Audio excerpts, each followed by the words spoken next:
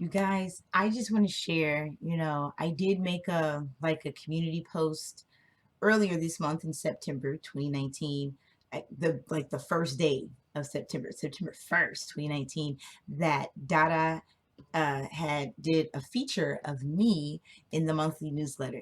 So this is just sharing with you those of you who may not have seen it, those of you that are not on DaDa, but you are one of my fans, my supporters, my subscribers, my cheerleaders, and you just really just like to get a little look-see peepsy at the newsletter.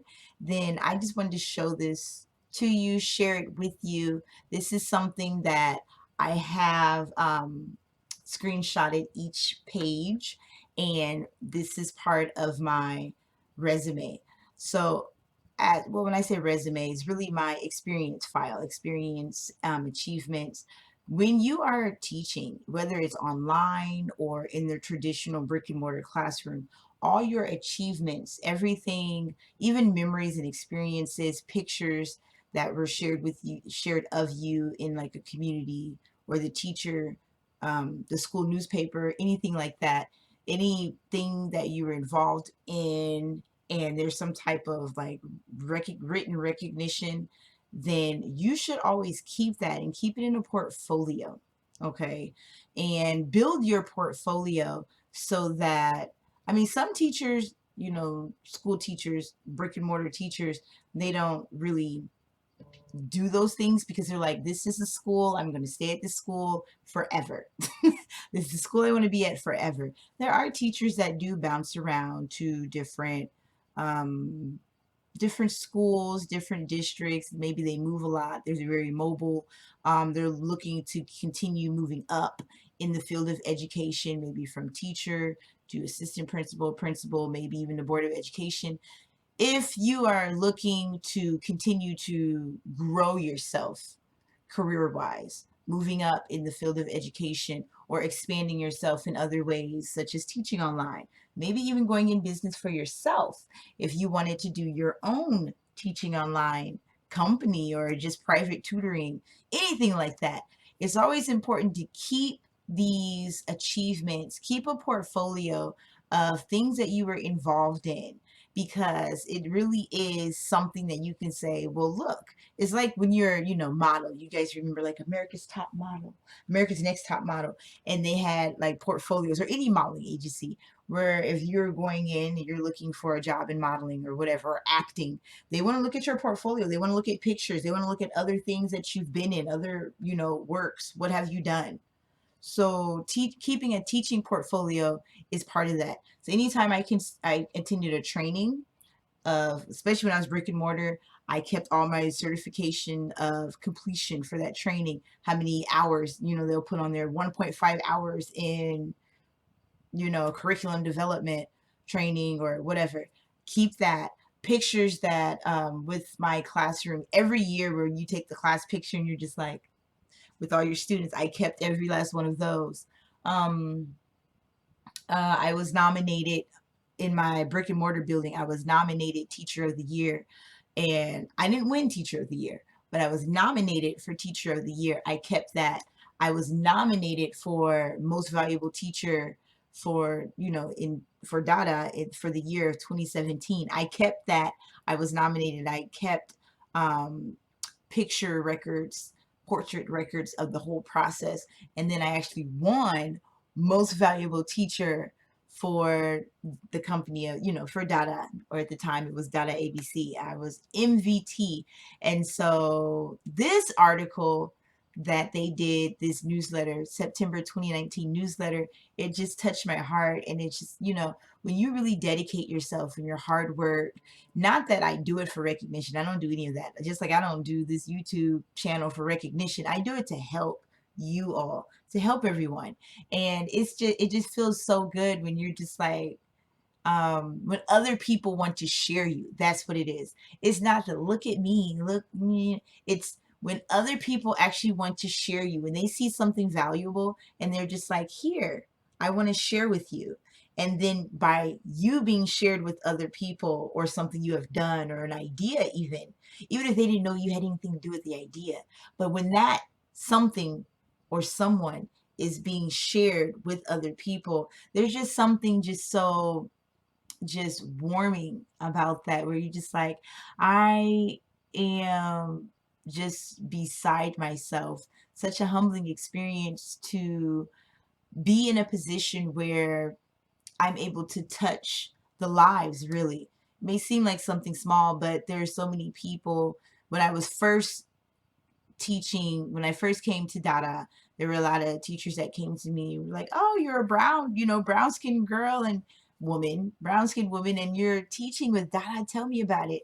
So it was really something that other minorities or brown skinned women, even men, could relate to, because they're like, okay, whereas they might have been scared due to stereotypes that they've heard or horror stories, they see that someone like me could be successful teaching online. I'm not the traditional, what some people may see portrayed as, this is this is the idea online teacher. And now you see that there, I mean, people from all different races, cultural backgrounds are teaching online and being very successful at doing it. And a lot of it just, especially if you are a native English speaker, it don't matter what. If you're a native English speaker, then that's already a big plus. That's like a big, the fattest check mark that you have going for you if you are trying to delve into teaching online. So you know what? I'm just a bump. So let me just and show you this newsletter.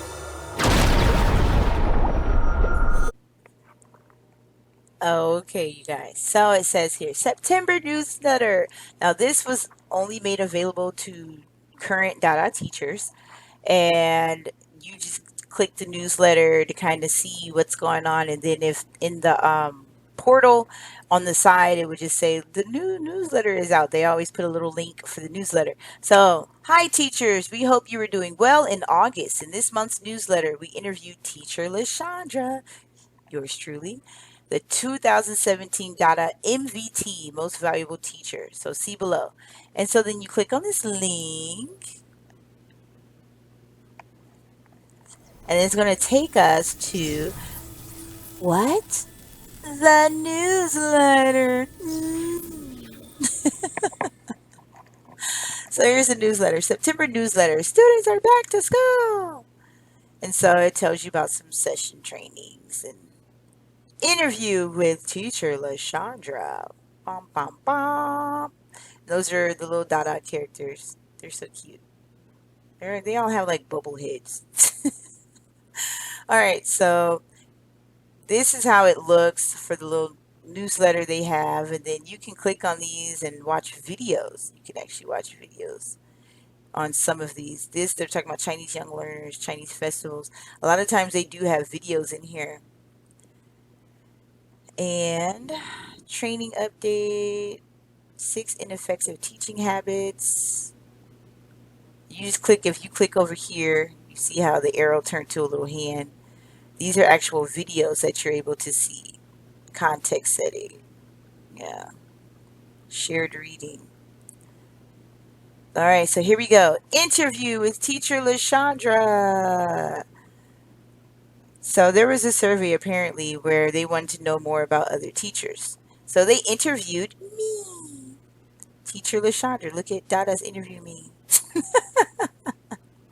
And so they asked me for pictures. Like this picture they got straight from DaDa. When I went to the DaDa office last summer, 2018 summer, and they did a video interview and they took pictures of me. That's where they got that picture. And then this was a picture I took actually. And he liked it. He was like, I love it. I'm using this picture. And so he used that. And now these are, I'm just going to read through with you. You've been teaching for almost 8 years. How do you keep yourself motivated?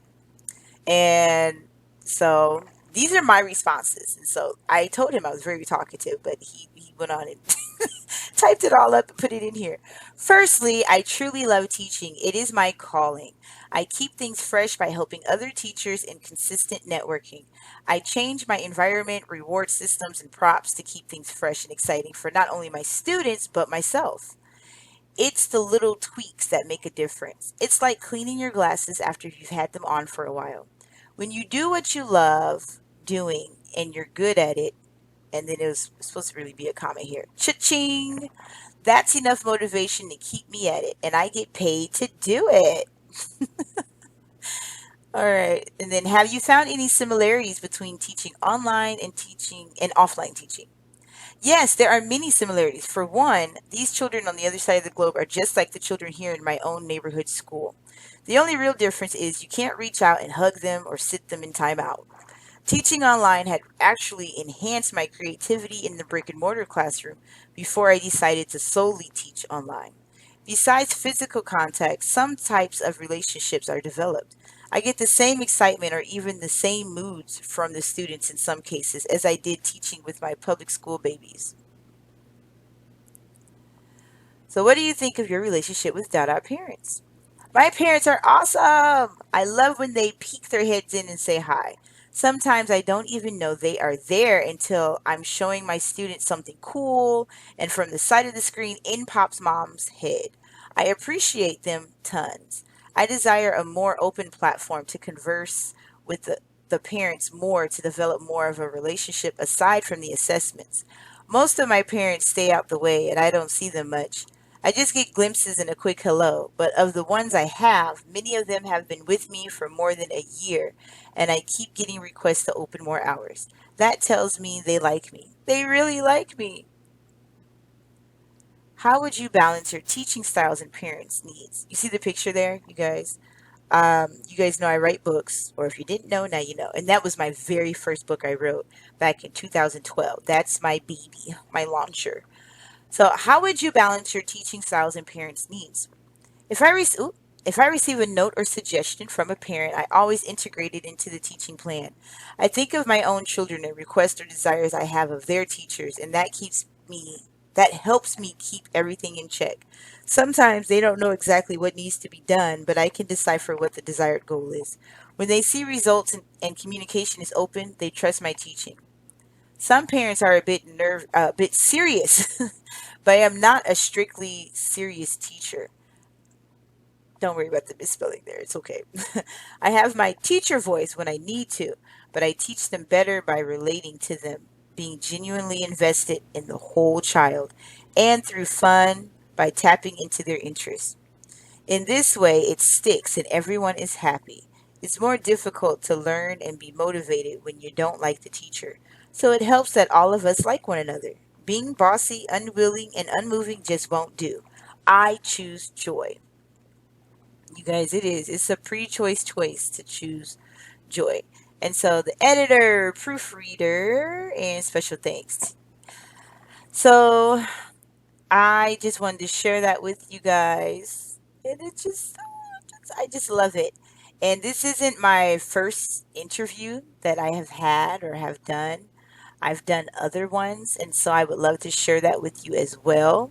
In case you're wondering what is it like, maybe maybe someone has asked to interview you and you're just nervous and you turned it down.